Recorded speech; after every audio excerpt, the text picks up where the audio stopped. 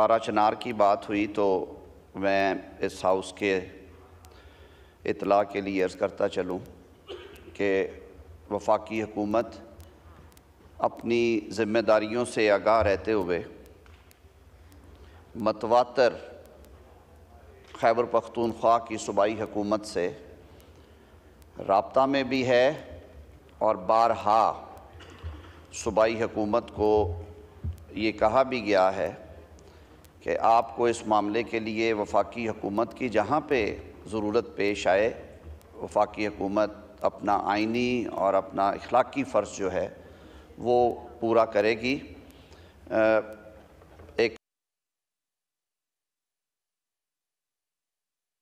सियासी मसला है जो बिगड़ता गया और वो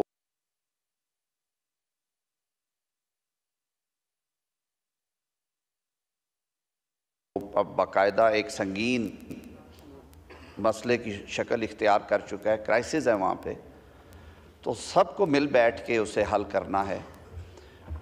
आइन के मुताबिक पाकिस्तान चलता है तो उसमें डोमेन्स हैं, ज़ाहिर है जो लॉ एंड ऑर्डर है और सूबे के अंदर ख़ास तौर पे वो सूबाई हुकूमत का ही हक़ है और उसी का फ़र्ज़ भी है, लेकिन हम बिल्कुल इससे अलग थलग नहीं रह सकते। किसी भी हिस्से में कोई इस तरह का मामला हो तो वफाक की ये ज़िम्मेदारी है कि वो अपना फ़र्ज़ अदा करे और उसमें पॉलिटिक्स नहीं होनी चाहिए। मैंने पहले भी ये बात की थी कि वफाक के नुमाइंदे गवर्नर खैबर पख्तूनख्वा ने भी वहाँ पे ग्रैंड जिरगे के लिए तहर्रुक किया और हुआ भी।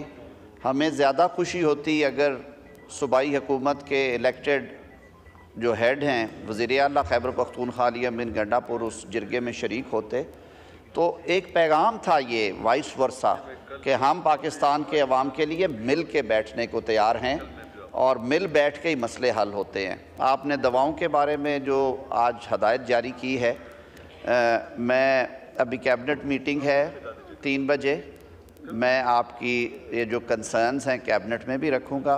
And sir rest assure that government of Pakistan is deeply watching this issue और हम डे टू डे उसकी वज़ीर आज़म साहब रिपोर्ट्स भी ले रहे हैं। वज़ीर दाखिला को भी क्लियर हदायत हैं कि वो अपना रोल पॉजिटिवली प्ले करें और सूबाई हुकूमत से राब्ते में रहें। जहाँ तक वफाकी हुकूमत की तरफ से किसी सपोर्ट का, किसी एक्शन का जब तकाज़ा किया जाएगा तो इंशाअल्लाह अल अज़ीज़ वफाकी हुकूमत अपना फ़र्ज़ अदा करेगी। यहाँ पर एक्ट पास किया गया, उसका नोटिफिकेशन कर दिया गया। सो अगर आइन का पहला हिस्सा वो खामोश है इस हवाले से, लेकिन नज़ीर कायम हो गई और उस नज़ीर के तहत आज हम कह सकते हैं कि सदर का वो एतराज़ वैलिड था और उसका जवाब हो चुका। अब उसके पास दूसरे एतराज़ का कोई आईनी इस्तेहक़ाक़ हासिल नहीं है। लेकिन उन्होंने बाद में कोई 13 नवंबर को यानी 20 अक्टूबर के बाद या 21 अक्टूबर के बाद 13 नवंबर जिसमें 10 दिन गुजर चुके, यहाँ पर आइन सराहत के साथ कहता है कि अगर 10 दिन के अंदर वो दस्तखत नहीं करते तो फिर वो एक्ट बन जाए। हमारी कतई राय ये है और इस पर तमाम तंजीमात मदारिस ने कल इजलास किया और मुत्तफ़क़ा मौक़िफ़ तमाम मालूमात और मटीरियल की बुनियाद पर उन्होंने तय किया कि ये एक्ट बन चुका है। और जनाब स्पीकर सरदार अयाज सादिक साहब उन्होंने एक टीवी इंटरव्यू में ये अल्फाज इस्तेमाल किए कि हमारी किताबों के मुताबिक तो ये एक्ट बन चुका है। सवाल ये है कि ये बातें करना कि जी वो भी तो मदारिस हैं, सो वो भी तो मदारिस हैं, तो थोड़ी सी तब्दीली अगर कर दी जाए तो वही गुंजाइश जो पहले निकाली गई थी सो अब भी निकाल ली जाए, हमें इस पर कोई इतराज़ नहीं है। लेकिन बहस इस पे नहीं है, बहस इस पर है कि एक्ट बन चुका है और उसका गज़ट नोटिफिकेशन क्यों नहीं हो रहा है। ये क्या नज़ीर कायम की जा रही है। अगर आज हमने उस पर तरमीम पर गुफ्तगू की, उसे एक्ट तस्लीम न करते हुए उस पर तरमीम शामिल करके दोबारा पार्लियामेंट के सामने पेश की या जॉइंट सेशन बुलाया ये आइन की भी खिलाफ वर्जी होगी और एक ऐसी गलत नज़ीर कायम करेंगे आप कि आने वाले वक्तों में हर पाकिस्तानी के लिए, हर पार्लियामेंट के लिए, हर हुकूमत के लिए एक मुश्किल चली आती रहेगी और उस दस्तखत की कोई अहमियत नहीं होंगे। लिहाजा हम ऐवान का इस्तेहकाक, आइन का इस्तेहकाक, उसकी जंग लड़ रहे हैं और ऐवान सदर से हमारी ये शिकायत है कि आपका वो जो दूसरा एतराज़ है वो आइनी लिहाज से भी ठीक नहीं है। चाहे हमारे नदीर तारा साहब जो हैं इस बारे में बड़े मशाक हैं, कोई ना कोई तावील अब बनाकर पेश कर देंगे, सो ये तावीलें नहीं चलेंगी। अब हम भी इसी मदरसे से पढ़े हुए हैं, मैंने भी इसी मदरसे, इसी हाउस के अंदर 40 साल गुजारे हैं। आप मुझसे जूनियर हैं, आप कानून पढ़े हुए हैं, लेकिन आप पढ़े हुए हैं, मैं कानून का तालिब इल्म हूँ।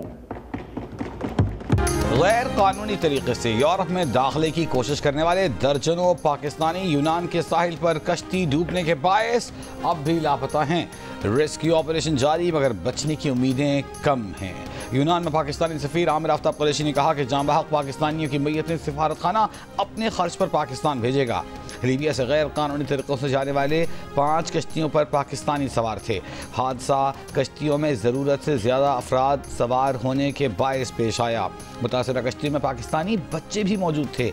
उन्होंने कहा कि जो लोग इस मकरूह कारोबार में मुलव्वस हैं उन्हें कैफ़र किरदार तक पहुँचाया जाए। इस मुताल्लिक़ कायम कमेटी 5 रोज़ में वज़ीर आज़म को रिपोर्ट पेश करेगी। तर्जुमान दफ्तर ख़ारजा मुमताज़ ज़हरा बलोच का कहना है कि कश्तियाँ उलटने के वाक़यात में जांबहक पाकिस्तानियों की तादाद 4 हो चुकी। एथेंस में पाकिस्तानी मिशन जिंदा बच जाने वालों की मदद और जांबहक अफराद की मैयतों की वतन वापसी के लिए यूनानी हुक्काम से राबते में है। एथेंस के सिफारत खाने ने गैर कानूनी तारकीन वतन की कश्ती यूनान के समुद्र में डूबने के वाक़े की तहकीकाती रिपोर्ट पाकिस्तान को भिजवा दी। रिपोर्ट के मुताबिक 5 पाकिस्तानियों की लाशें मिल गईं, 35 पाकिस्तानी अब भी लापता हैं। समुद्री हुदूद में 3 कश्तियों को हादसा पेश आया। तीनों कश्तियाँ लीबिया के इलाके तब्रुक से रवाना हुई थीं। एक कश्ती में 6 पाकिस्तानियों समेत 45 अफराद सवार थे, जिसमें सवार तमाम अफराद को बचा लिया गया है। दूसरी कश्ती में 5 पाकिस्तानियों समेत 47 अफराद सवार थे। तीसरी कश्ती में 83 अफराद सवार थे, जिनमें 76 पाकिस्तानी शामिल थे। तीसरी कश्ती के 39 अफराद को रेस्क्यू किया गया, जिनमें 36 पाकिस्तानी शामिल हैं। तीसरी कश्ती में सवार 5 पाकिस्तानियों की लाशें मिल गईं, 4 की शनाख्त कर ली गई। रिपोर्ट के मुताबिक जांबहक अफराद जिस कश्ती पर सवार थे उसके न इंजन ठीक थे, न वॉकी टॉकी, न GPS। छोटी सी कश्ती, 84 अफराद सवार थे। बेफिरे समुद्र की ऊंची लहरों में कश्ती कार्गो जहाज से टकराकर उलट गई। यूनान कश्ती हादसे में जिंदा बच जाने वाले पाकिस्तानियों की दुख भरी दास्तान बताया कि दर्जनों पाकिस्तानी हमारी आंखों के सामने ही डूब गए। कार्गो शिप में मौजूद अमले ने हमें बचाया। कपड़े, मोबाइल समेत सारा सामान बह गया। पाकिस्तान से लीबिया पहुंचे, वहां 1.5-2 माह इंतहाई सख्त हालात में गुजारे। 11 दिसंबर को कश्ती में निकले तो हादसा पेश आ गया। आइंदा कोई गैर कानूनी तरीके से आने की कोशिश न करे। जून 2023 में 300 से ज़ायद पाकिस्तानियों समेत गैर कानूनी रास्तों से यूरोप पहुंचने की कोशिश करते सैकड़ों पाकिस्तानी ख्वाबों समेत समुद्र में डूब चुके। यूनान के करीब 2023 के बदतरीन हादसे ने गुजरात, गुजरांवाला, आज़ाद कश्मीर समेत मुख्तलिफ अज़्ज़ा से ताल्लुक़ रखने वाले दर्जनों घरानों को उजाड़ डाला। हफ्तों तक मरने वालों की शनाख्त ना होने और मैयत की वापसी तक एक एक लम्हा घर वालों पर क़यामत की तरह गुजरा। किसी ने इकलौता बेटा खो दिया तो किसी के बीवी बच्चे बेसहारा हो गए। बार बार ऐसे वाक़यात और सैकड़ों अमवात के बावजूद ना यूरोप के सुहाने ख्वाब देखने वालों ने सबक सीखा, न सब्ज बाग दिखाकर लाखों बटोरने वाले इंसानी स्मगलर्स को लगाम दी जा सकी।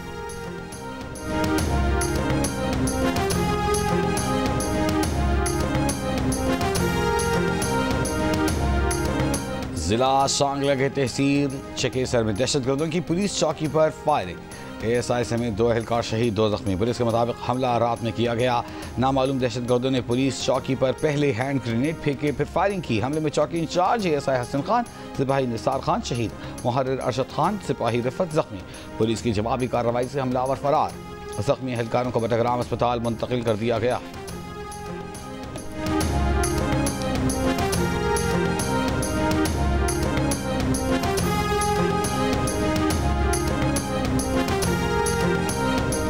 नाफरमानी की तहरीक कब से शुरू हो रही है? वो तो खान साहब ने आज अनाउंस करा था, आज से शुरू होनी थी। अभी आज खान साहब ने कहा था कि इसके बारे में उन्हें सीधन बताएंगे तो सामने आएगी, तो जैसे खान साहब का हुक्म होगा इंशाल्लाह वैसे होगी। मुझे मुलाकात के लिए छोड़ा ही नहीं है, पहले कहा मुलाकात है, जब गेट पे गया उन्होंने कहा जी आपको इजाजत नहीं है, कह रहे हैं कि जी क्लियरेंस नहीं है आपकी। मैं पूरे सूबे का नुमाइंदा हूँ, मुझे क्लियरेंस की जरूरत नहीं है। बानी पीटीआई जब बताएंगे तब सिविल नाफरमानी तहरीक शुरू होगी। बानी का हुक्म आने के बाद उस पर अमल होगा। वज़ीर आला खैबर पख्तूनख्वा के पेशावर हाई कोर्ट के बाहर मीडिया से गुफ्तगू। कहा, पूरे खैबर पख्तूनख्वा का नुमाइंदा हूँ, किसी से क्लियरेंस की ज़रूरत नहीं। गुज़श्ता रोज़ इन्हें बानी पीटीआई से मुलाकात नहीं करने दी गई। कहा गया कि आपको मुलाकात की इजाज़त नहीं है।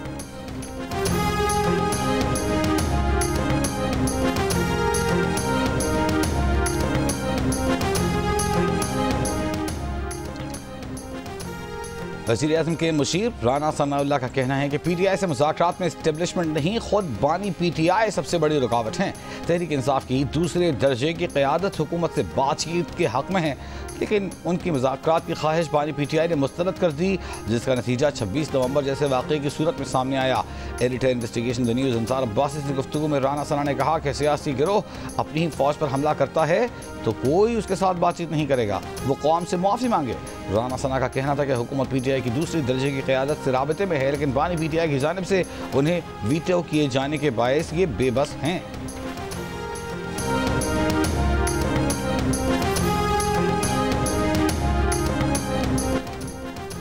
वनडे सीरीज में कामयाबी के लिए शाहीन पुरज़म। जनूबी अफ्रीका और पाकिस्तान के दरमियान पहला वनडे आज शाम खेला जाएगा। जनूबी अफ्रीका के कप्तान टेम्बा पहले वनडे का हिस्सा नहीं होंगे, मार्करम टीम की क़यादत करेंगे। पाकिस्तान टीम का ऐलान टॉस के वक्त होगा। मैच पाकिस्तानी वक्त के मुताबिक शाम 5 बजे शुरू होगा।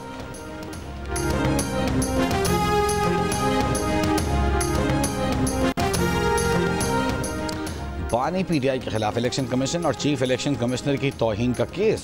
बानी पीटीआई को वीडियो लिंक से पेश नहीं किया जा सका। इलेक्शन कमीशन हुक्काम के मुताबिक वीडियो लिंक सिस्टम मुकम्मल है। अमला रियाला जेल भी गया, लेकिन जैमर ऑन होने के बायस मोबाइल फोन्स बंद है। बानी के वकील फैसल चौधरी ने कहा कि ज़ाती हाजिरी के बगैर शवाहिद रिकॉर्ड नहीं किए जा सकते। बानी पीटीआई को अदालत में दानिस्ता तौर पर पेश नहीं किया जा रहा। मेंबर कमीशन ने कहा जेल से जवाब तलब करते हैं। समाअत 15 जनवरी तक मुलतवी।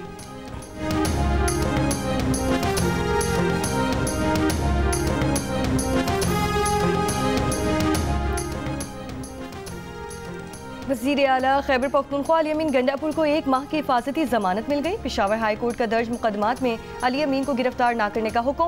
वफाक, नैब और FIA से मुकदमात की तफसीलात तलब। डिप्टी अटार्नी जनरल ने बताया कि FIA में अली अमीन के खिलाफ कोई FIR नहीं है। इस्लामाबाद में 32, पंजाब में 33 मुकदमात हैं। नैब खैबर पख्तूनख्वा में एक इंक्वायरी चल रही है। अदालत का तमाम मुतालिका इदारों को 16 जनवरी तक तफसीलात जमा कराने का हुक्म।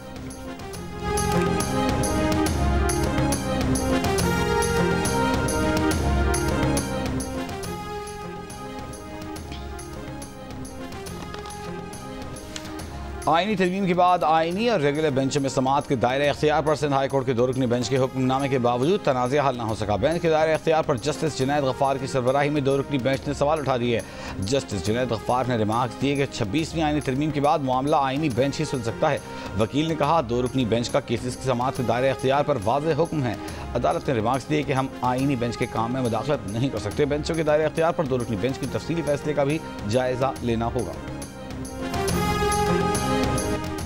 पाक सऊदी वज़राए दाखिला का सिक्योरिटी ताउन पर तबादला ख्याल। रियाद में वज़ीर दाखिला मोहसिन नकवी की सऊदी हम मनसब शहजादा अब्दुल अजीज़ से मुलाकात में मुनशियात की स्मगलिंग से निपटने के इक़दाम और ताउन बढ़ाने पर भी गुफ्तगू। मोहसिन नकवी ने कहा कि सऊदी अरब के विशनरी क़यादत और आवाम के लिए नेक ख्वाहिशात और पाकिस्तान की हिमायत पर दिल से शुक्रिया अदा करते हैं।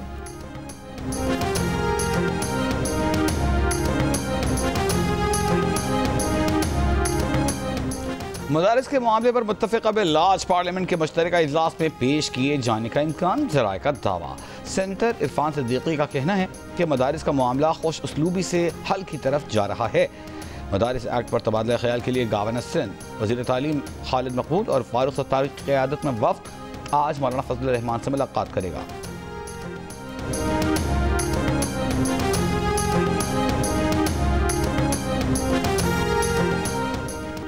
हुकूमत ने मौलाना फजलुर रहमान के खिलाफ उलमा को बिठाया। हमारे खिलाफ कोई खड़ा नहीं हुआ बल्कि खड़े किए गए हैं।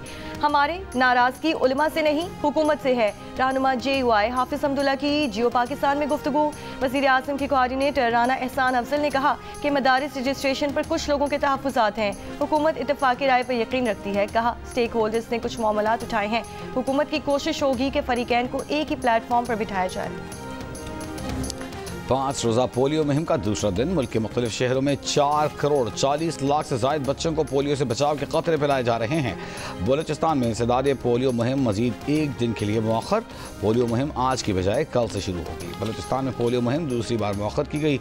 इससे पहले मुल्क भर के साथ 16 दिसंबर से बलूचिस्तान में भी इंसदाद पोलियो मुहिम शुरू होना थी।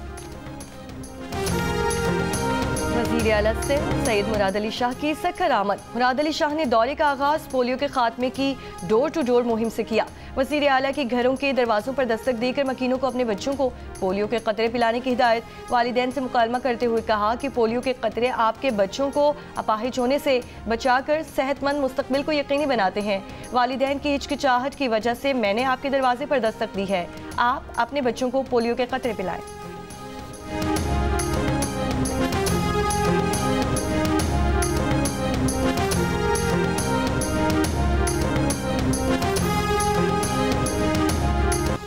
गजा में इसराइल के ताज़ा हमलों में 10 फ़लस्तीनी शहीद। अपनी शहीद पोतियों को चूमने के मनाजिर से तवज्जो हासिल करने वाला फ़लस्तीनी शख्स भी बिलाखिर ताज़ा हमलों में शहीद हो गया। शिमाली गजा के कमाल उद्वान अस्पताल पर इसराइल की बमबारी। चंद घंटों में 10 बम गिरा डाले। हमलों के बाद अस्पताल की बिजली मुअत्तल। डायरेक्टर कमाल उद्वान अस्पताल का कहना है कि इसराइली फौजी स्नाइपर्स ने ICU में काम करने वाले तिब्बी अमले को बराह रास्त निशाना बनाने की कोशिश की। 14 माह से जारी इसराइली हमलों में शहीद फ़लस्तीनियों की तादाद 45,000 से तजावुज़ कर गई। यमन के हुसियों का इसराइल पर हाइपरसोनिक बैलिस्टिक मिसाइलों से हमला। इसराइली फौज का मिसाइल मार गिराने का दावा।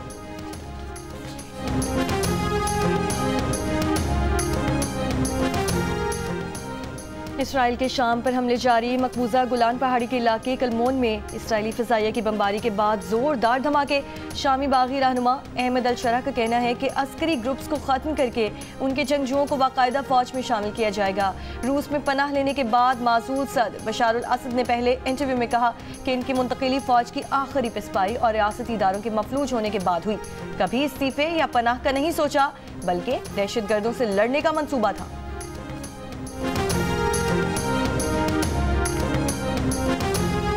अमरीकी रियासत विस्कॉन्सिन के एक निजी स्कूल में 15 साल तालिबा ने एक तालिब इल्म और उस्ताद को गोली मारकर खुद भी खुदकुशी कर ली। पुलिस चीफ के मुताबिक स्कूल में पेश आए फायरिंग के वाक़े में 7 अफराद जख्मी भी हुए। पुलिस का कहना है कि हमलावर स्कूल ही की तालिबा थी। जख्मियों में से 2 तलबा की हालत तशवीशनाक है जबकि 2 को अस्पताल से डिस्चार्ज कर दिया गया। पुलिस ने वाक़े के मुकाम से एक हैंड गन बरामद कर ली।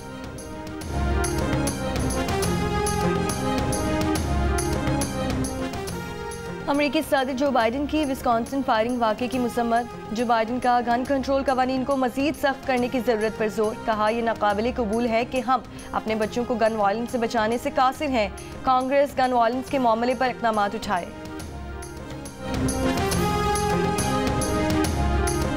चैंपियंस T20 कप में स्टैलियंस और डॉल्फिन्स बंदे मुकाबिल। इवेंट के तमाम मैचेस जियो सुपर से बराह रास्त नशर किए जा रहे हैं।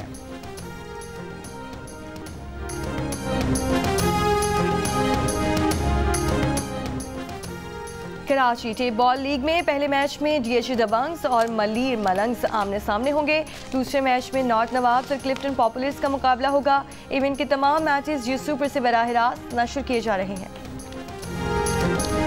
लड़कियां बास्केटबॉल बड़े शौक से खेलती हैं और यही वजह है कि नेशनल बास्केटबॉल चैंपियनशिप के लिए पंजाब की टीम के ट्रायल्स में लड़कियों की बड़ी तादाद उमड़ आई।